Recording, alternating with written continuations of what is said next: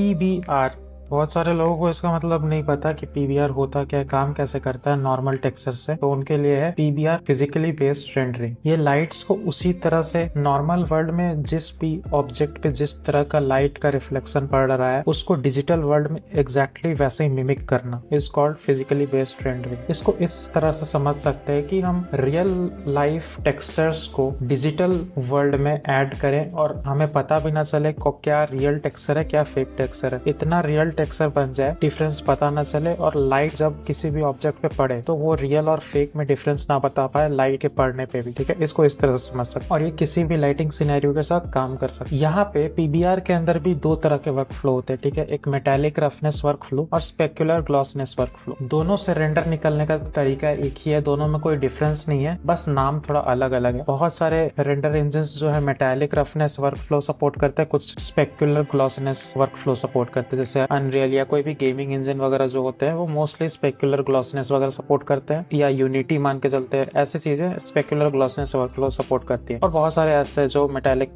Roughness work flow support करते हैं। दोनों में कोई डिफरेंस नहीं है, रेंडर करने का तरीका एक ही है, दोनों से वही आउटपुट निकलेगा जो नॉर्मली रियल लाइफ में आउटपुट निकलता है। तो इसमें हम किसी भी एक में से एक मेटालिक रफनेस वर्क फ्लो को उठाते हैं। कभी भी हम PBR मैप डाउनलोड करेंगे या खुद से बनाएंगे ना, तो उसमें मोस्टली 6 PBR मैप्स मिलेंगी। सबसे पहला होगा एल्बिडो, दूसरा होगा नॉर्मल, तीसरा होगा मेटालिक, चौथा होगा रफनेस, पांचवा होगा हाई, और छठा होगा मोस्टली कुछ भी हो सकता है। वो एम्बिएंट ऑक्लूजन मैप हो सकता है, एमिशन मैप हो सकता है, ओपेसिटी मैप हो सकता है, वो कुछ भी हो सकता है, पर मोस्टली 5 होते हैं और एक एक्स्ट्रा जिसमें आप कुछ भी डाल सकते हो। अभी बेस कलर से स्टार्ट करते हैं। बेस कलर में क्या होता है, 3 नाम से जाना जाता है, सिंपल बेस कलर, एल्बिडो और डिफ्यूज। काम एक है, नाम 3 है, ऐसा समझ सकते हैं। ठीक है, बेस कलर है पर इसको एल्बिडो भी बोलते हैं और डिफ्यूज भी बोलते हैं। इसके अंदर क्या क्या होता है, मोस्टली वो सारी चीजें होती है जस्ट कलर फॉर्मेट में, सारे के सारी चीजें होती है। किस जगह पे कैसा कलर है, जस्ट एक कलर्स को अपने अंदर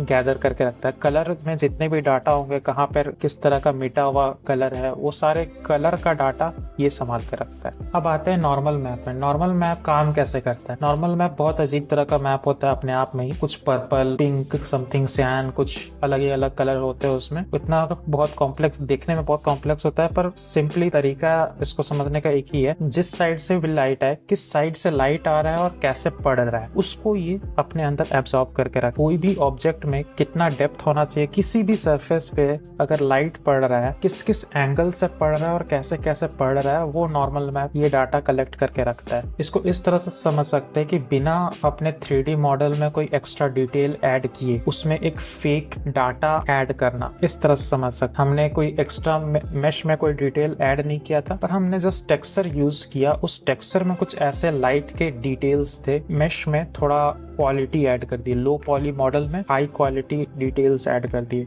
नॉर्मल मैप भी दो तरह का नॉर्मल मैप होता है यहाँ पे, OpenGL और डायरेक्ट-एक्स। ठीक है, दोनों देखने में एक जैसा लगेगा, पर एक में नॉर्मल मैप में थोड़ा सा फ्लिप होगा। कोई चीज बाहर निकला हुआ है डायरेक्ट-एक्स में तो OpenGL में वही चीज अंदर के साइड होगा, और कोई चीज OpenGL में बाहर के साइड निकला हुआ है तो वो अंदर के साइड होगा डायरेक्ट-एक्स में। बस यही डिफरेंस है दोनों में। अब आते हैं मेटालिक मैप। मेटालिक मैप करता क्या है, ये देखता है कि हमारे एक इमेज जो मैंने मेटालिक मैप निकाला, उस मैप में जहां जहां भी व्हाइट कलर होगा वहां वहां मेटलनेस है, और जहां जहां भी ब्लैक है वहां मेटलनेस नहीं है। मतलब मेटालिक का वैल्यू 0 है जहां भी ब्लैक मिलेगा, और जहां उसको व्हाइट मिलेगा वहां पे मेटल का वैल्यू है, ये डिसाइड करता है। तो मेटालिक मैप अपने अंदर मेटलनेस का वैल्यू को रखता है। इसके अंदर आएगा कि जहां जहां भी जितना ज्यादा व्हाइट का इंटेंसिटी बढ़ता जाएगा उतना ज्यादा मेरा मेटल का वैल्यू इंक्रीज होता जाएगा। जहां भी ब्लैक का वैल्यू बढ़ेगा वहां पे मेरा मेटालिक वैल्यू नहीं होगा। हम आते हैं रफनेस मैप पे। हमारे रफनेस मैप में बेसिकली क्या होता है, जितना ज्यादा व्हाइट जिस जिस जगह पे होगा उस जगह पे रफनेस का वैल्यू बढ़ा हुआ होगा,